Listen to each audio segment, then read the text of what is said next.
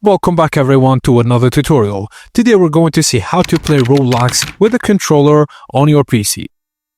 You need a PS3 controller or an Xbox One, USB Type-A cable and a Windows PC. Now download and install Motion Enjoy DS3 tool. Extract a zip file with WinRAR, 7-zip or Windows Explorer, then run the installer and follow the on-screen instructions. Open DS3 tool, then go to Drive Manager and click Install All. This loads the controller drivers. Now Motion Enjoy works best with Better DS3. Download and open Better DS3 and click New, then select X Input.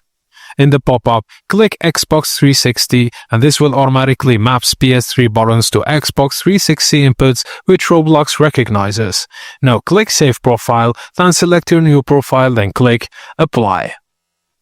Now plug in your PS3 controller via USB and launch the Roblox on PC. The game will detect the controller as an Xbox 360 gamepad. Just note that Motion Enjoy is old software and may not work smoothly on Windows 10 or 11 without tweaks. A modern alternative is SCP Toolkit, which also makes PS3 controllers act like Xbox 360 controllers.